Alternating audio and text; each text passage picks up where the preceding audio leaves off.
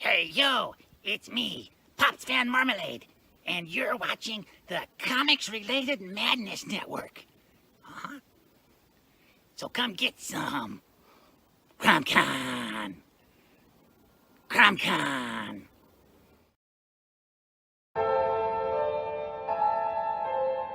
Fairview's coffee has mysteriously gone missing. Mayhem ensues when strange, coffee-craving zombies plague the city. Detective Mickey Potatoes, an overworked public servant, uncovers why ordinary citizens are losing their minds and how to stop the coffee apocalypse. But it involves the mafia. And when you're dealing with mafia crime families, nothing is ever easy. The mafia controls everything in the city, including the police, including him. If he breaks the mafia, they will break him. So, the city is without coffee. The city is burning before his very eyes, but he's powerless. Detective Potatoes has the power to stop the coffee apocalypse, but if he does, he could lose everything.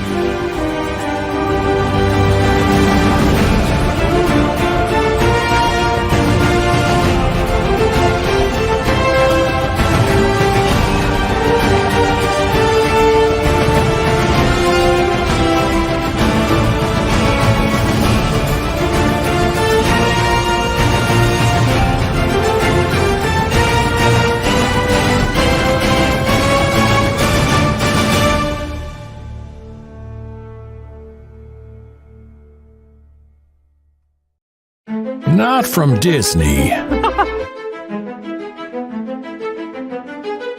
One of one doctors recommend. A good writer. A Blackman art. It's not a conspiracy theory. It's a fucking obvious theory. They fucked around. We found out. All fun and games.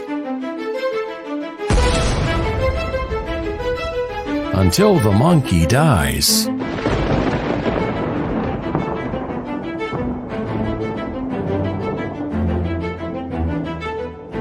Welcome to First World.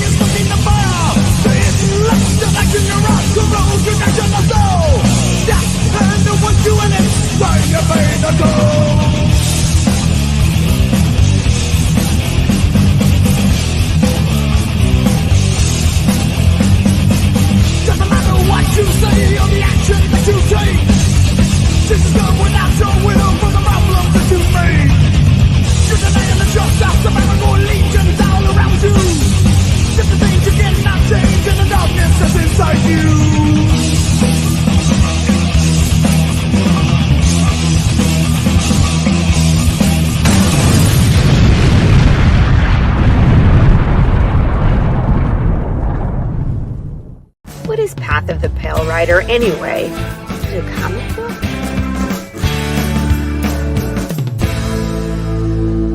No, that's not it.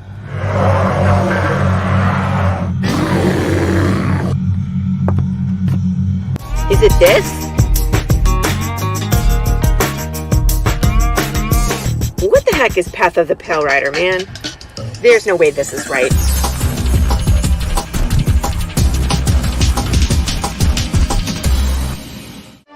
How about this? I have no idea. We can rob a bank. Oh, it's this.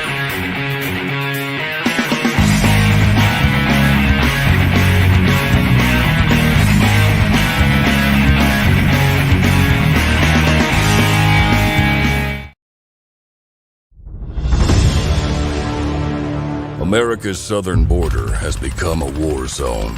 Human traffickers, drug smugglers, and terrorists flow across the Rio Grande with impunity, secure in the knowledge that no one will stop them. A distant federal government lectures Americans on their privilege while punishing overworked Border Patrol agents who were helpless to stem the tidal wave of invaders and determined migrants. Second-generation Cuban-American Marcos Zamora is a military vet, more patriotic than most Americans. No longer able to ignore the chaos at his doorstep, he acts. Joined by his best friend Gus, they hit the border every night, saving lives while stopping violent drug cartels and other opportunists. The government reacts with fury at Marcos' attempts to preserve American sovereignty, deploying the full might of their enforcement agencies. But Marcos understands that the only thing the rich and powerful fear is bad publicity, and he records every encounter. Whoever he is, this private American must be stopped. Illustrated by Richard Bonk and written by Eisner winner Mike Baron, Private American is his version of Captain America, and maybe a little Punisher, taking part in this ongoing, violent, and very real battle of good versus evil in the war for American sovereignty. Grab your copy at theprivateamerican.com. We have a secure border, and that is a priority for our administration.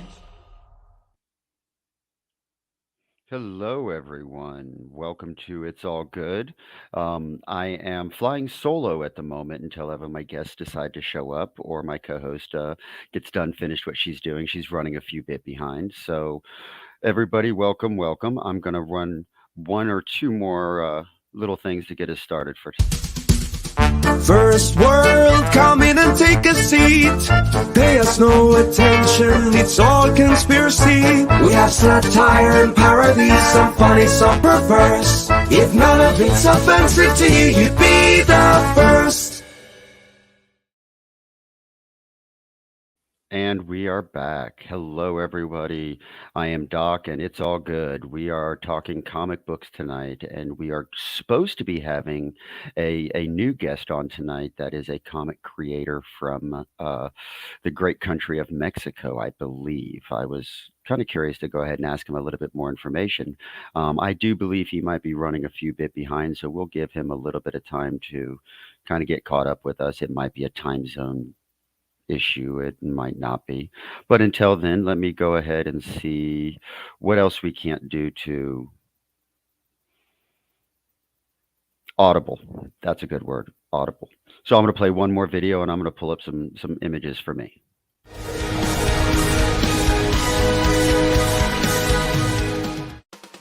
Hi, and welcome to the Kickstarter. I am Roland Mann, and I'm the chief cook and bottle washer at Silverline Comics, a genre-spanning independent comic and graphic novel publisher, and I'm here to tell you about...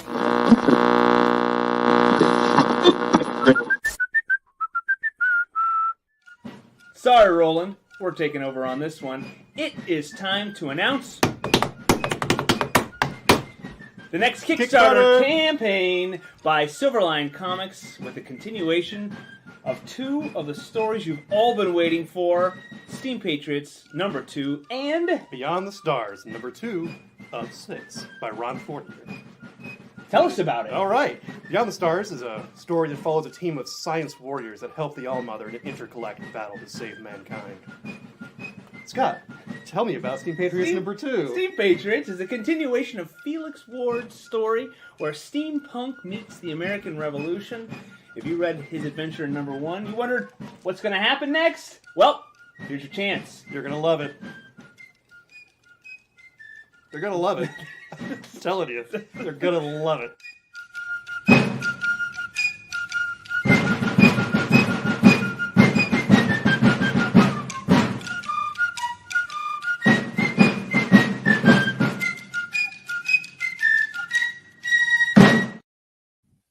Hello, everyone. Hello, and we are back.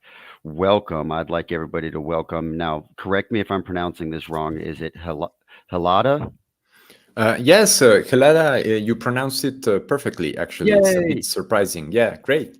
Helada, or How Pablo, are you doing if you this want. evening? I'm doing great. Really happy to be here, my friend. Oh, well, thank you for coming on and joining us on our show today. I was one of the backers on your In Hell Kickstarter, and when I got my digital copy of that, I was quite impressed with your artwork. I've shown quite a few of my friends the style that you have put into the panels. But before we jump too terribly far into that, you want to go ahead and introduce yourself and tell us a little bit about yourself? Well, yeah, thank you. Actually, a really big thank you also for being a backer on my thing. I believe I backed your project as well. You did, yes, sir. And I thank you also. really enjoy as well your own work. That sort of brand of satirical political commentary that emphasizes, being funny, being fresh, being sort of having, poking fun at everything. I think it's really important, especially right now, to have a bit of a sense of humor, and a good spirits, while tackling serious stuff. So yeah, but yeah, big thank you. Yes, I do comic books. I do comic books. I'm Mexican, which is somewhat interesting, I guess. Maybe not at all. I haven't had a chance to speak with a Mexican comic book artist, but actually one of my artists is from Brazil.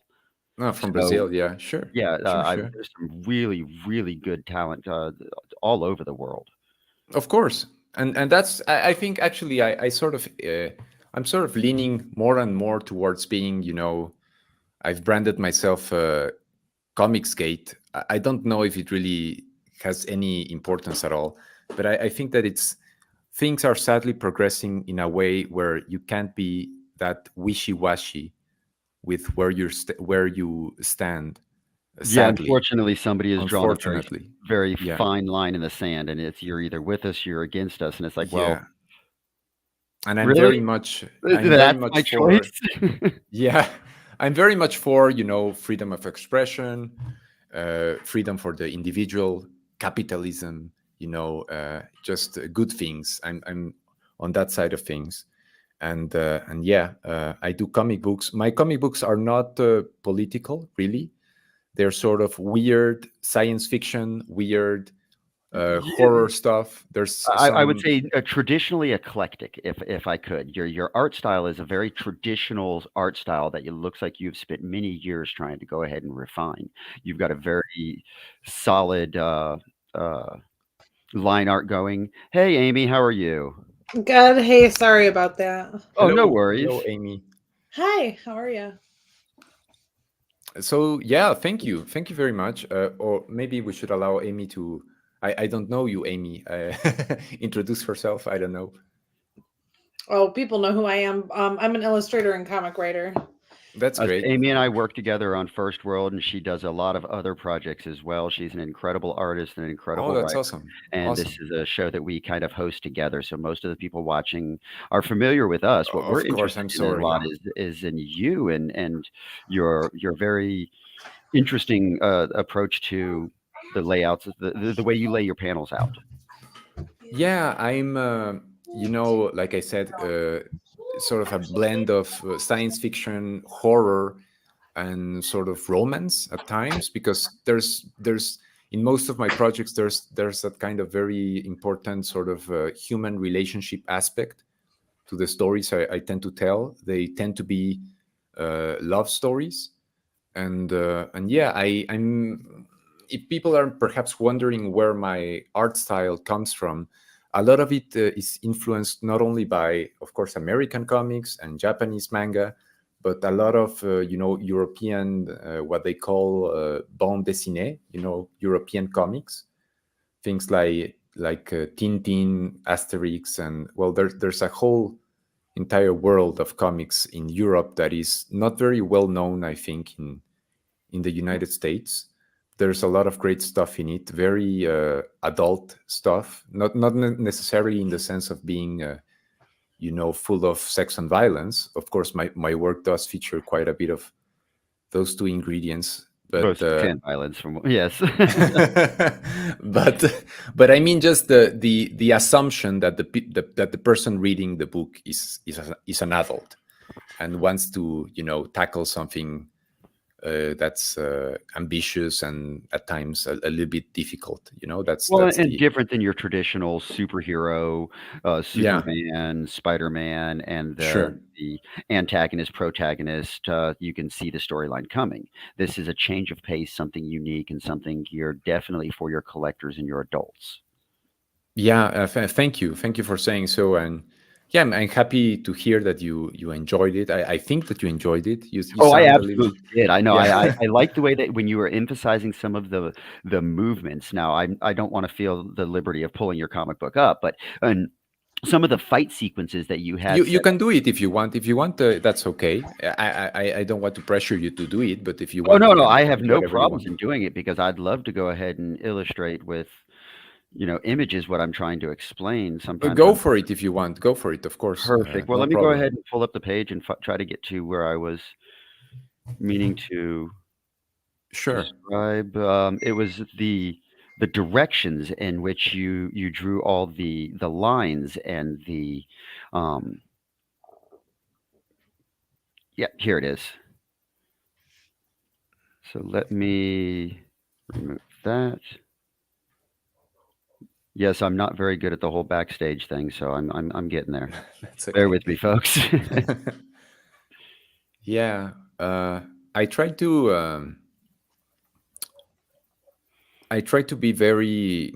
What I want to try to encourage my readers to do is to, grant me the benefit of the doubt, and to actually to install the benefit of the doubt where people don't really know, aren't really, don't really feel too much at ease assuming that there's no meaning to stuff. Like I want people to wonder.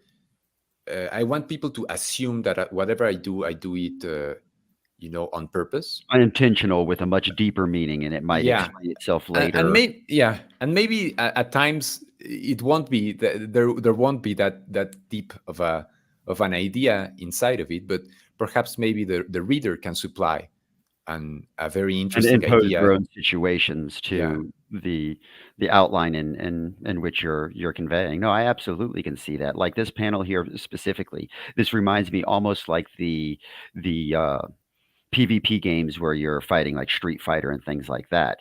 And you've got the very direct approach. And then as you scroll down, you start to go ahead and give us skillful directions with the arrows, almost like the cheat code on up, down, down, back, forward, high kick. If I can show you the skillful thing that you meant, that you were talking about a little bit upwards, I think.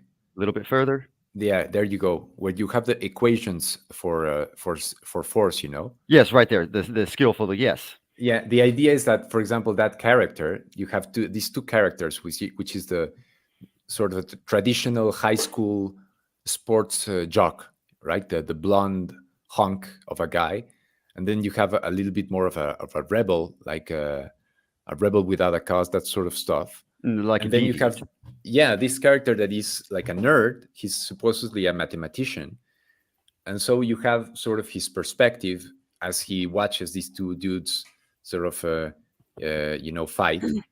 And I want to sort of invite people to sort of think about stuff. Like you have these three equivalent equations, and all three of them express basically the same thing. But each time, mass and I think acceleration and force. I believe it's acceleration. Maybe I'm being. It looks right to me, but I'm also just some dumb redneck. I copied it. I copied it out of Google. I'm not going to claim to be, that knowledgeable. But the idea of equivalence, it seemed to be something that's, I don't know. I just want to provide, food for thought, and to have people, layers. Feel free to ponder about these things and feel safe in assuming that there's some sort of meaning within them. And I mean, there is. I think a lot of I pour a lot of effort and thought into my stuff, but I want most of all, I want my readers to be able to dream and to come up with their own interpretations and ideas about the stuff. So And the way that you use the page to page. Now, I don't currently have it laid out side by side like you did in the very beginning of the instructions. Something I've that's sort of actually important. Yeah, right here in the very beginning, he gives us instructions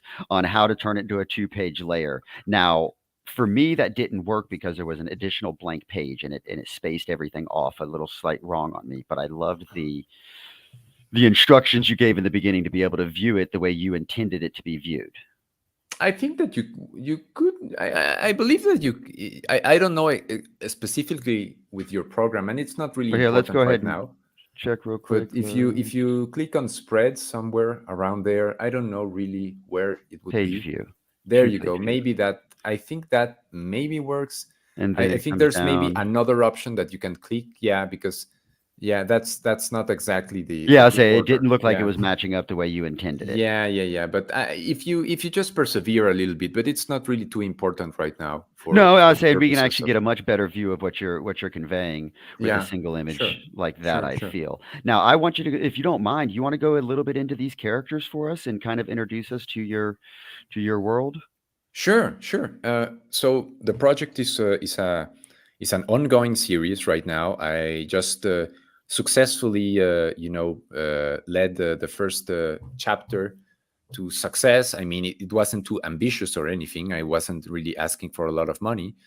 I just wanted to get a little bit the ball rolling. And the project is called In Hell.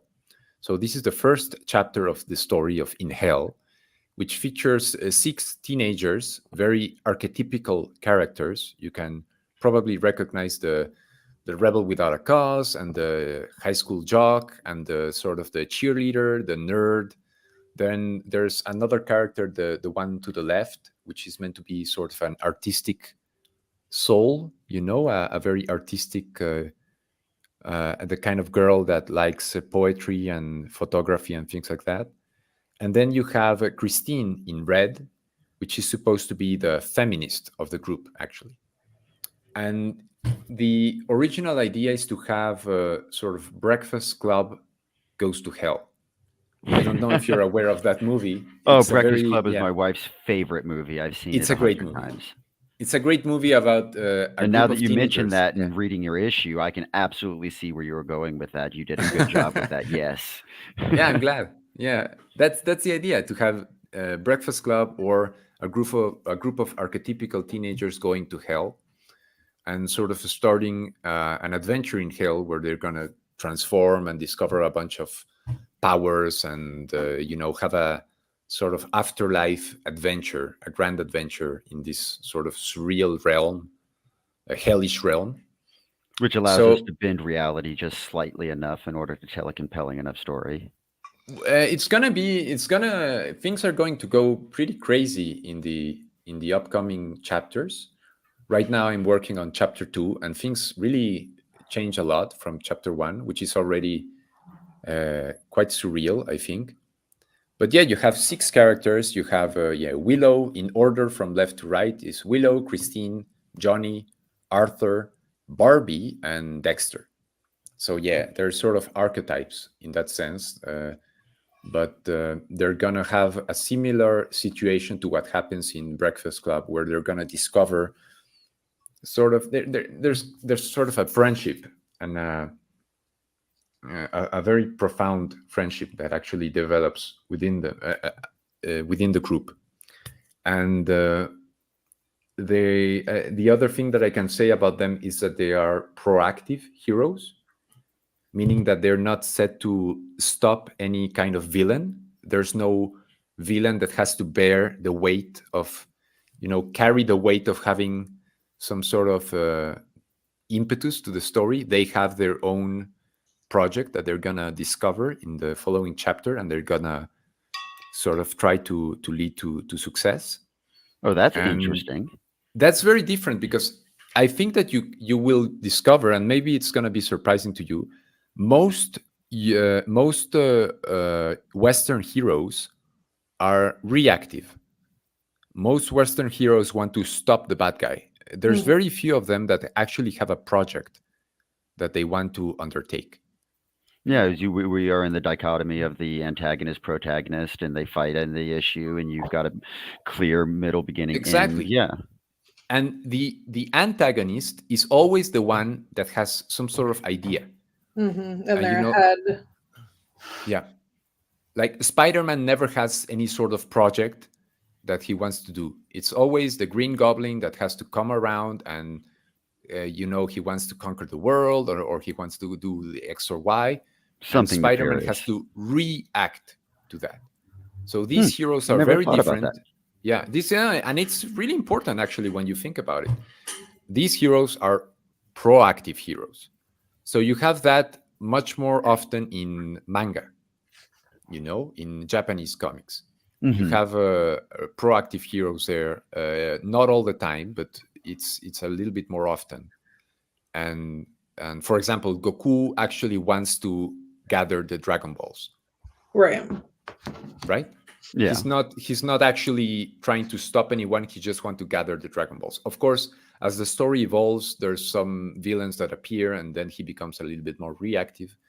But yeah, so these heroes gonna go to really, really weird places in the upcoming chapters, and they're gonna transform. There's gonna be a bit of a Power Rangers dynamic. If you can maybe scroll down a little bit, you'll see Arthur actually transforms in the first chapter into some sort of robot. All right, how far down are we going? When you'll know when you bump into the robot.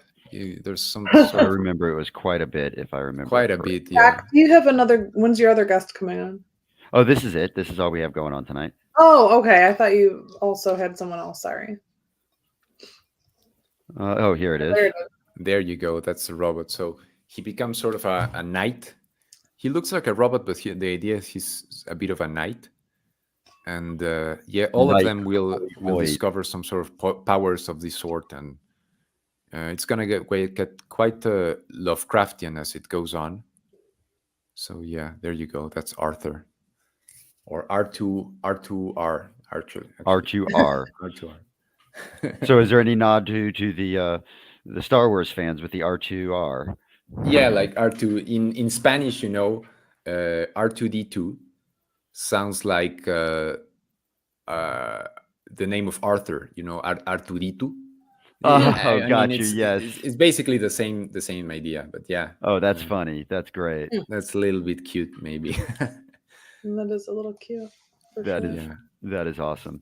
But Amy, yeah. if you don't mind, I'm going to go ahead and mute myself and go refill my coffee. I am out of coffee. So do you want to talk for just a moment? Yep.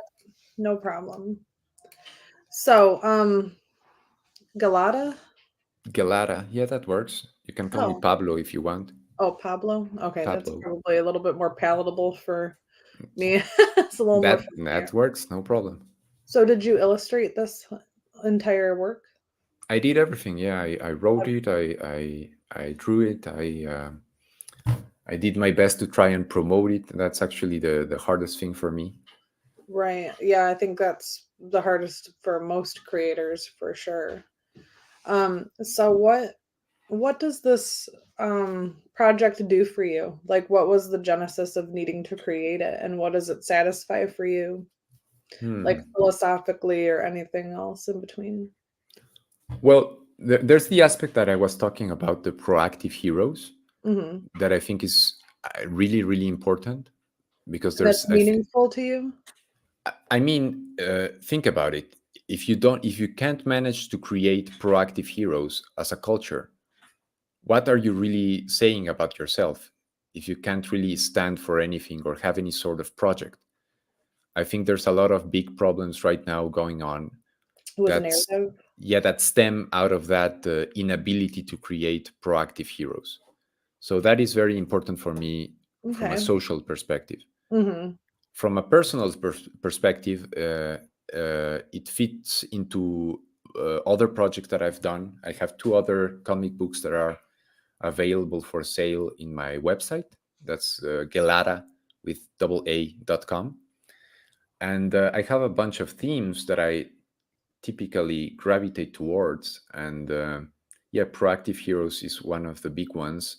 I think it's really moving. The movie Breakfast Club is I really like it, because it features something that I think is also very important right now, which is to have people that are very different sort of come together and complement each other and develop, bonds. They become really close friends. Yeah. That movie definitely hits on a lot of very basic things that are like also conversely kind of profound, because there's like so many basic things going on in that movie, but they're very, very meaningful to every individual person, right? Like the themes that it discusses, like different people from different backgrounds being able to come together, people being able to understand each other, even though they initially thought that they would probably not have anything in common. The resolution to the idea that we're all really very similar at the end of the day. Everybody has a private struggle, right? Like that movie. Exactly. Yeah. Talks about a lot of pretty profound things in a very simple way. And it's such a cult movie. It's such a nostalgic movie. Yeah. It's such a wholesome movie. There's such a beautiful message to it all. Yeah. And I wanted to sort of take those sort of characters and see where they would go if they didn't have, like the excuse of being completely negated by their environment. Like, what if you take those characters and put them in a place where they can really go anywhere, as long as they have, sort of the strength of will to go towards it. So the idea of hell in this book in hell is that it's sort of a realm where everything goes, and there's no set morality or set divinity. It's just what the characters do, and I want to do something that's honest in that sense, and I think that readers will be really surprised by what unfolds.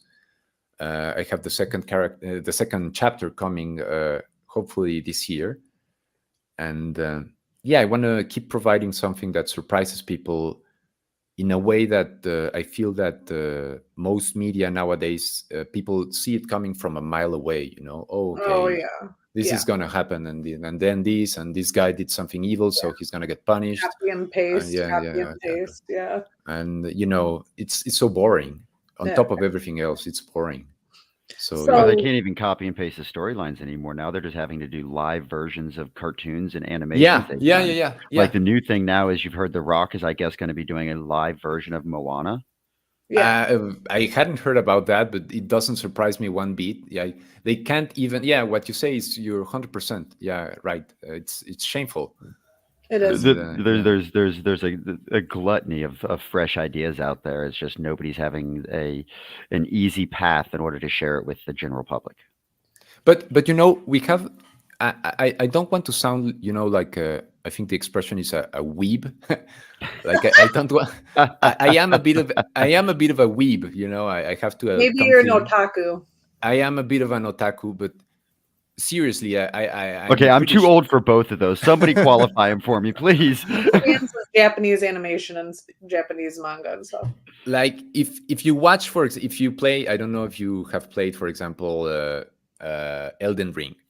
My children have. Like Elden Ring is fucking gorgeous, and it's just perfect, and it's just unbelievably beautiful and intricate and detailed and whatever you want. So we have, I think, right now, very much a lot of people with a lot of energy to do things of that sort. And then we have this horrible sort of tide of mediocrity and a lot of status shameful quo. things. Yeah, status quo. Staying Exactly. inside of the lines, all kinds. Yeah. And I am a little bit blessed to have a little bit of a room to create something that's different. So I want to take the opportunity and do it like with no holds barred, do really something very sincere, but something that is, fierce, but it's not exploitative. Like I want to feature, for example, sex and violence, but I don't want to do it in a way that feels, insincere or just indulgent. Pushed. I understand, right? As long as it seems relevant. As long as it seems relevant, that's and sincere. Yeah, sincere is the word that I. Relevant, of course, is very important, but so that's what I want to provide to people, something different and somewhat fierce. I do want people to feel that it's a little bit of an effort to read my stuff. So would it be fair then, in summary, to say that kind of two of the things that the project does for you is, one, it's kind of an homage to The Breakfast Club, which is something that you really love. Yeah. Two, Yeah. Which is great. Homages are wonderful things, really. I'm sorry to interrupt you. It's not so much as an homage as, for me, it's taking something beautiful and allowing it to blossom into something even bigger. Like taking Using something that I think is really beautiful. Inspiration. Yeah, and then giving it free reign to become really fantastical and big, because I don't think that I can do a better job. Like if you want to watch Breakfast Club, just watch Breakfast Club. It's in the HD, it's beautiful, just watch it. So I don't want to do a remake of Breakfast Club. No, but I want to do a continuation of Breakfast Club in a way. A love note to it, perhaps. I want to stress really, I want to take it to places where the movie doesn't actually go. So right, of course. So but of course I love that movie, so that will come across. Well, and film is limited in so many ways of being able to get a perfect angle shot and upstaging, whereas the freedom an artist has when they're using a pen and paper and ink, it's a totally different medium to be able to tell a much deeper story or a much different version of the story. Of course, that's amazing. You can draw a comic book and you can do whatever you want. You don't have to, special What is it effects they and say? A things like picture's that. worth 1,000 words, right? There you go. Yeah, exactly. And yeah, I love comic books. Yeah. So yeah. Was another thing that the project does for you, sorry, just to summarize, because the first thing that you kind of said was almost like it's a protest to the lack of divergence in current pop culture and, popular media. So is it kind of like an exercise in catharsis for you to be able to create your own thing that's not super reproduced, and then also a blank canvas to be able to create whatever you want, as you kind of just said a little while ago? Well, everything that you just said is correct, and I identify with it. I maybe wouldn't sum it up as much as the key word is like reaction.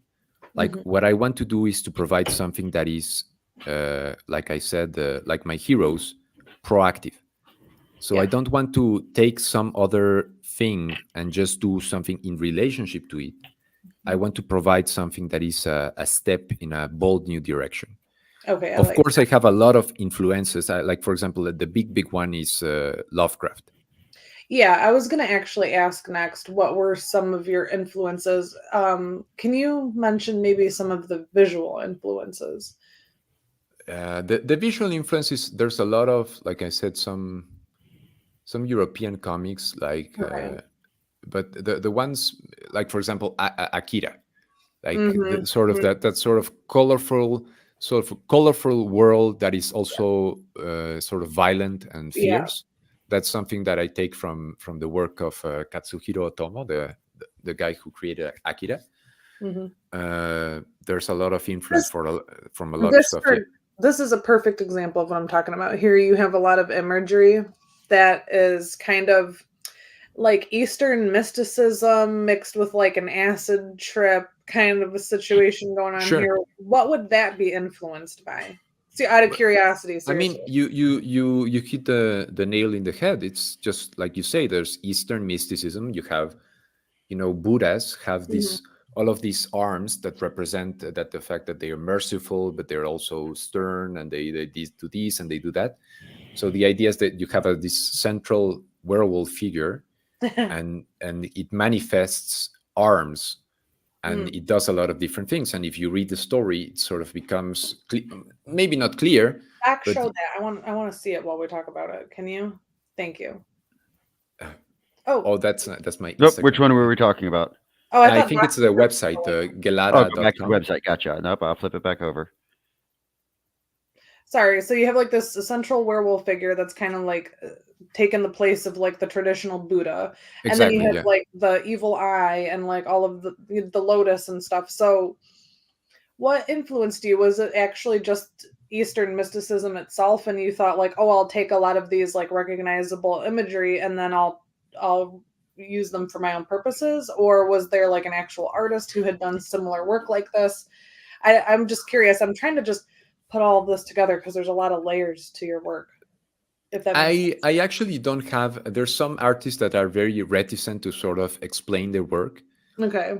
The reason why I am not particularly reticent to do that is because I don't think that my interpretation is the good one. I have some ideas that I do, but then some friend or somebody will point to me something within my work, and I will discover it, and I will see that it was valid. Yeah. But it was something that I was doing perhaps unconsciously. I think that's really and relatable to a lot of people. If they've ever had that experience, they exactly understand what you're talking about. That being said, I agree, and I think there's a lot of profundity in being seen through your art that way, even if it wasn't something that you intended, because it's rewarding to have other people view your work and extrapolate and then teach you. Like you learn from something you created, but through another person. Like that's a very profound experience. Yeah, that's the best. Actually, that's the.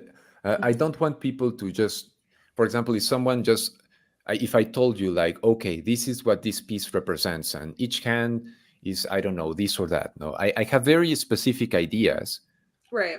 about every single hand. I can tell you, for example, something that's maybe a little bit amusing, but the hand that is just below the central figure to the left, that seems to be grasping something. Actually, that hand comes from a hentai manga, a pornographic manga that I used to read when I was really young.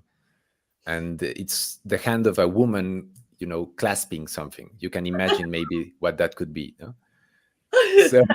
I am amused. I am amused by that. Maybe that's, there you go. And that's, for example, interesting because the idea is that the central character is a little bit of a self-portrait. He's a storyteller. So the idea is that as a storyteller, you wear an endless number of masks because you empathize with different characters. Right. And so you pour yourself into them and into their gestures. So there's some gestures of destruction, and there's some nurturing gestures, and there's some gestures of this and that. For example, there's a hand that is producing sound, the fingers like that.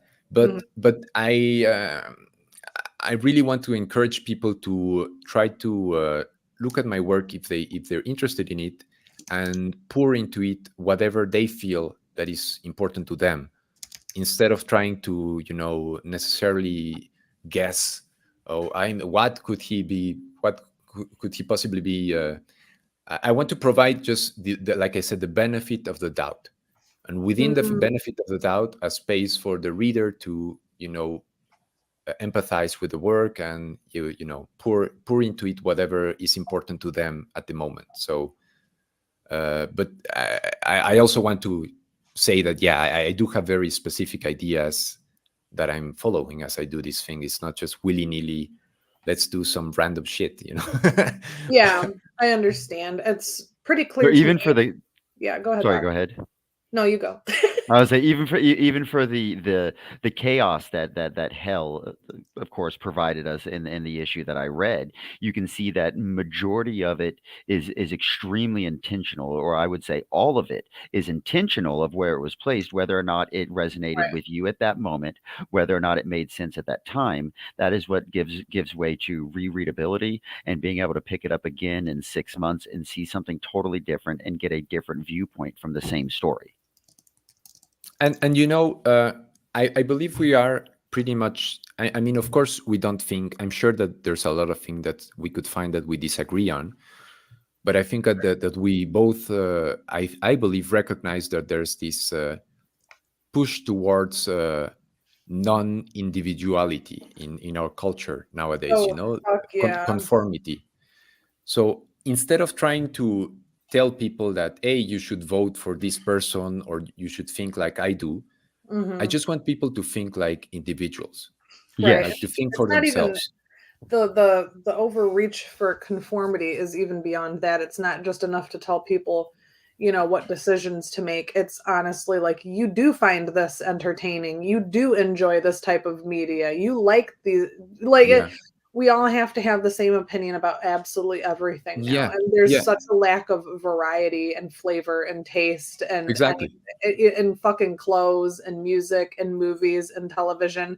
It's all the same shit. I mean, it even looks the same. It even looks the same. Yeah. And I'm not even being funny. It literally looks the fucking same, whether you're watching something CGI, totally live action, cartoon, whatever, darkly lit, similar type of cast, similar types of setting, similar uses of camera angles, similar uses of narrative, similar. And it's funny that they call it diversity, right? Right. It's specifically the opposite of diversity, like it you is. say. So you might have a diverse cast. Nothing else about your shit is even remotely unique, interesting, diverse, or thought-inducing in any way. It's just a regurgitated story, yes, that we've all seen many times. My husband and I were talking about this the other day in regards to mostly film and television, and he was like, I'm fucking shocked. I'm actually shocked that all of this, myriad of bullshit exists, and it's not actually being written by AI. Like, that's how... But pretty soon, I think that pretty soon it will be, but It may as well be. Maybe it will even be better. I don't know, It because probably would be better. To be fucking, because at least in my opinion, AI would make things extremely nonsensical at points, and that would be interesting.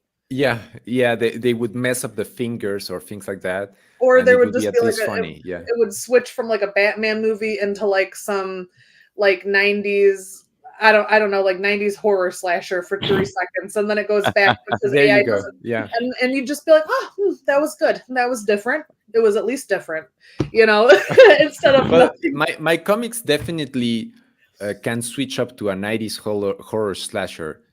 Like they do that very often. My comic books, I've noticed that I have that proclivity, if you want to, So for call it. specifically for like nostalgic slasher movies. Nostalgic. Yeah, there's been 30 minutes and no blood. Yeah, I better kill someone. So Yeah, that's okay. That's you know what? That's unique. Again, like for real. That's not something that you. Well, of course, there's a lot of gore and violence in a lot of comics and graphic novels, but they're not necessarily like slashers, and they're not necessarily kind of nostalgic. Yeah. They are really great. Those movies are great. I saw one of the which one was it? With Jason, one of the Jason Goes to Hell or something like that. Oh yes. It was a really weird movie where at the start they're sort of setting a trap for Jason. Yeah. And there's sort of policemen that appear out of nowhere and they sort of gun down Jason or something like that. But it was a really fun watch. I actually saw a movie recently. It's a new movie, and I'm pretty sure it's a Netflix movie, and I'm amazed I liked it because of that, but I really enjoyed it. It's the new Texas Chainsaw Massacre movie that Netflix put out. I don't know if you guys watched it. It surprised me because I was like, oh, this is going to be trash, because there's like an interracial couple in it. The 2 main characters look like lesbians, which that's all fine. That's fine, but it's like that's typically a hallmark of like, oh god, this movie is gonna suck. It's not the fault of the people. It's not the fault of the lesbians. No, the lesbians do. Yeah, it's not they're their victims fault. like the rest of us. Yeah, right. So, but actually, the movie ended up being really good because it was just kind of like a turn your brain off the slasher where everybody gets just murder fucked. Like it's unbelievable. Yeah. And then at the end, like. Spoiler alert, like the lesbians don't end up saving anybody, and they just that's great. Murdered. Oh, they get killed. Like, that's great. Yeah, they die. Yeah. I was like, this movie is actually kind of based. Like, I was surprised because I thought it would be like nobody could defeat Leatherface, and then the lesbians did it, but nope, they got killed. I was like, they die as well. Yeah. It reminds me of the movie Cube. Have you all ever seen that movie Cube? It's an old 90s movie if anybody wants to look it up. They start you in the movie in the very middle of the movie. You spend half the damn movie figuring out what's going on. The other half of the movie you spend getting invested into the characters for them to just stop. There's no conclusion. There's nothing about it. It's over. It's done. And I like that movie, The Cube. There's a lot of creative gore in it, and it's sort of a classic science fiction setup. Okay, I'll have to watch that then. I love it. It's like what combined with horror, random people inside of a large Rubik's cube. That works. Yeah, no, it's a really fun watch. Honestly, it's like a mean episode of. Maybe it's not that much like Star Trek, but yeah, it's like classic science fiction. Yeah, classic science fiction horror. So yeah, it's a great movie. I like the storytelling medium that they use because they really left a lot of it to the imagination throughout the entire thing. They didn't tell you anything, like nothing. They did not try to even explain what's going on. They're like, here, figure it the fuck out. That's and much right better. When you think you figured it out, they just said, okay, here's the credits. That's very art housey. See, now this is where I'm a little bit like a normie in some ways, is that I don't mind like the art house shit and the anti-narrative and artistic film and not that was, because it was obviously like a commercial popular movie, but insofar as the like, oh, extrapolate it for yourself. Maybe this is just me being old and complaining about shit, but I don't like to do like I don't like to do that. I don't mind making some assumptions if I feel comfortable with them, but I like there to be like a well-established world like that I understand the rules to it, and I don't, you know what I'm saying? I like being caught off guard. It's a good objection because I think that a lot of people feel that way. And if I'm trying to, for example, let's make believe that I'm trying to sell my books to you right now. Mhm. Like the answer I would have to that is that I hear you out. I do want people to be active and to sort of engage things, as they would, for example, in a museum. Sure. But I do want, there to be a lot of sex and violence and fantasy. That's fine. It has to look cool. It has to look cool. Yeah. It has to be sexy. Mhm. And it's got to be, fierce. You have to feel that, there's something happening that is, a little bit on the feral side of things. Well, So that I to- hope that is enough for people that, want to read my comics that aren't that keen on the artsy aspect of it, to just know that they're gonna, they're not gonna watch 2001: Space Odyssey. They're gonna watch something that has cartoon werewolves tearing each other apart, that they have a love story, that they have, a lot of weird, fantastical stuff. So there's to a lot of look at. familiar things going on, is what you're saying. There's Like- also, for example, you have pretty much the Breakfast Club characters. You have the jock, the cheerleader, the etc. You have, I do want to provide relatability for people. I don't want to, just be fancy for the sake of it. Right. Yeah. Okay. 100%. Because to me, that's always been a complete and utter shit endeavor, for lack of a better term. When I see people that are just being like creative and artistic and whatever, just for the sake of it, because my personal feelings, but this is just me, is more than I enjoy the illustration work, more than I enjoy writing, my real passion is storytelling. So there's absolutely no, you render the art of storytelling and the act of it totally impotent by taking away from it and muddying the waters when you do that. Sure. You know what I'm Yeah. saying? Yeah.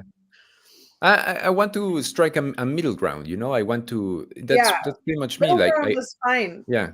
That's a very reasonable what's the word for it? Agreement, compromise. That's a reasonable compromise, right? I'm gonna provide a giant knight robot guy with a giant sword that he has the colors of the American flag, and that he's gonna use the sword. He's gonna use the sword in dramatic way to slice into stuff. So you have, sort of a commitment to fun and sort of dreamlike fun, etc. But anyway, that's my attempt at trying to reassure that Why side the of American flag colors? Because the giant robots, that's like a Japanese thing. There you go. Well, you can have both. Yeah. Oh, well, he is a thank you. jock, so I guess that's like an American archetype thing. We are at the end of our time slot now, so thank you everybody for joining us on the show. Thank you, Halada, for showing and introducing us to your incredible artwork. Do you want to go ahead and give us your socials one time real quick before we end the channel? Is that I want to thank you as well. Of course, I had a great time talking to you both. I hope we can do it again in the future. My site is a main hub. That's Gelada with double A at the end. .com. You can buy my comics there. I have a bunch of other websites. I have a YouTube channel with a couple of videos. I do sometimes I analyze stuff. I have some things on the Batman animated series and things like that I enjoy. I've watched a couple of your shows on there, and I'm a subscriber to it. So yes, I'm definitely looking to see some more come out. I have a Twitter, I have a Facebook, I have a lot of stuff, but my main hub is the website which you're showing right now. And I would encourage people to buy my books. They're not going to regret it. And to try to support people that want to do different stuff. The indie creators, yes. Indie creators in general, of course. Yeah. Well, that is wonderful. We do need to go ahead and hop off because there's another show coming on in less than a minute. So everybody like, subscribe, and go check out this book. It is absolutely incredible. Thank you. Thank you very much, everybody. Yeah. Talk soon.